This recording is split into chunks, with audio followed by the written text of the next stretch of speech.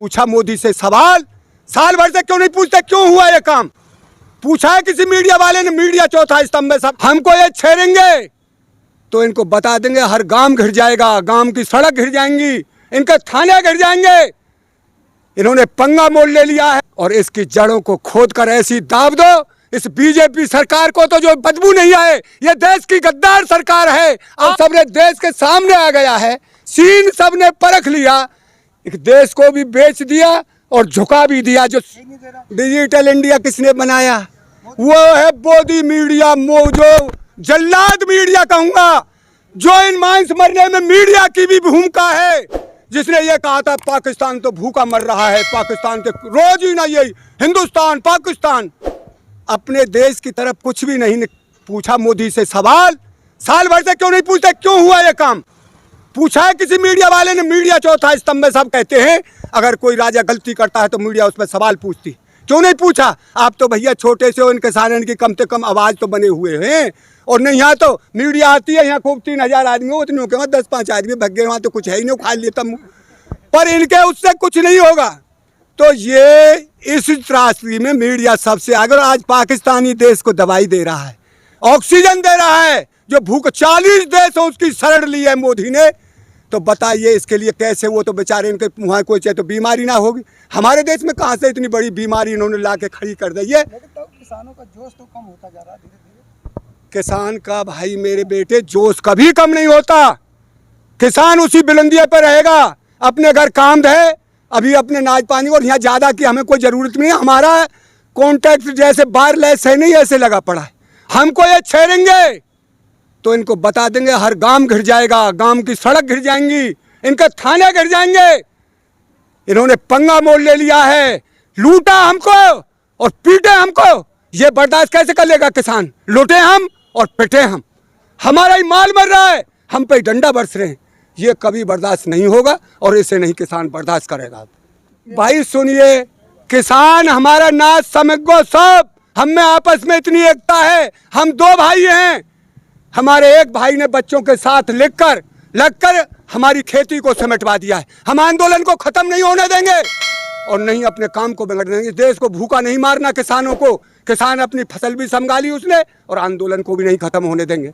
ये बात नहीं है, हमारी सबकी एक ही बात है। जो बात यहाँ है वही गाँवों में, मैं 2 बार गाँव में गया हूँ।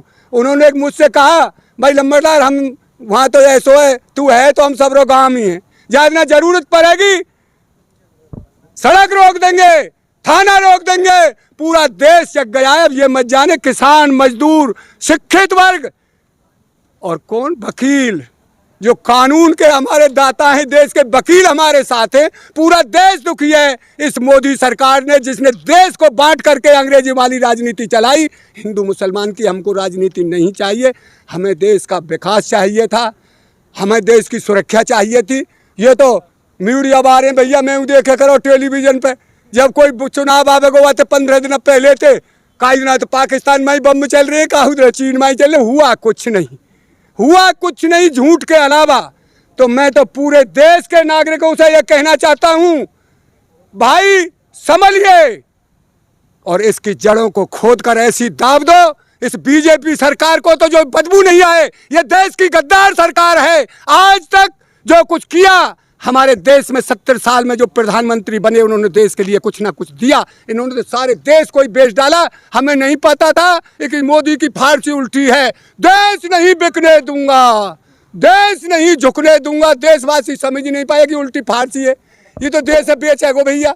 सो सबने देश के सामने आ गया है, सीन सबने परख लिया, एक देश को भी बेच दिया और झुका भी दिया। जो 40 देशों से दबा रही है, झुकने के समय हमको तो डूब के मर जाना चाहिए ऐसे प्रधानमंत्री को। तो अरे मदद किसकी की जाती है?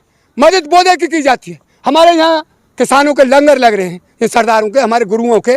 तो जो बेचारे कमजोर वर्ग के हैं उनको देखते हैं भाई, ये पहले यहाँ भीतर आ जाते थे पर कोरोना की वजह से हम उनको अंदर नहीं आने देते थे।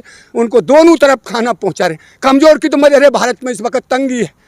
धीरा किसकी मदद लेगा?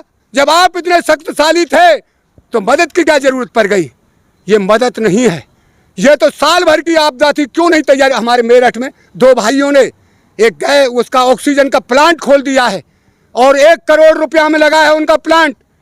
वो गए गवर्नमेंट के पास भी लोन मंजूर हो जाए, नहीं दिया इन्होंने कोई लोन। उन्होंने बेचारों ने जैसे तोते मोते करके उस प्लांट को लगा दिया है। आज वो 500 रुपये में सिलेंडर दे रहे, कोई लाइए 1000 सिलेंडर रोज निकाले। ऐसा क्यों नहीं किया इन्होंने? इनको पता नहीं थी? एक साल हो गया ये रोग दे चल रहा है। तो फिर बंगाल में मोदी जी ने क्यों कहा ऐसी भीड़ मैंने आज तक नहीं देखी। अपनी जुर्म को कौन भोगेगा? क्यों? मस्जिद में बेचारे कोई 10-5 वो आ गए होंगे मस्जिद वाले, कौन थे इनके वो इमाम है, कौन है, 20 होंगे 100 होंगे। जब 13.5 लाख आदमियों को कुंभ में स्नान करने की अनुमति किसने दी? और वहाँ का जैसा मोदी योगी ऐसा ये मुख्यमंत्री बनो के गंगा मैया में डुबकी लगा लो और गंगा का पानी पी लो, रोग नहीं लगा। वो हमारे बड़चावली गांव है पंडितों का, वो वहाँ आई है बेचारी उसमें कुंभ में से, और वो मर गई आकर के। वो मैं भी गया, मैं इनकी बता, वहाँ लड़के ने मना कर दिया भैया दूर रहे, कोरोना मरी।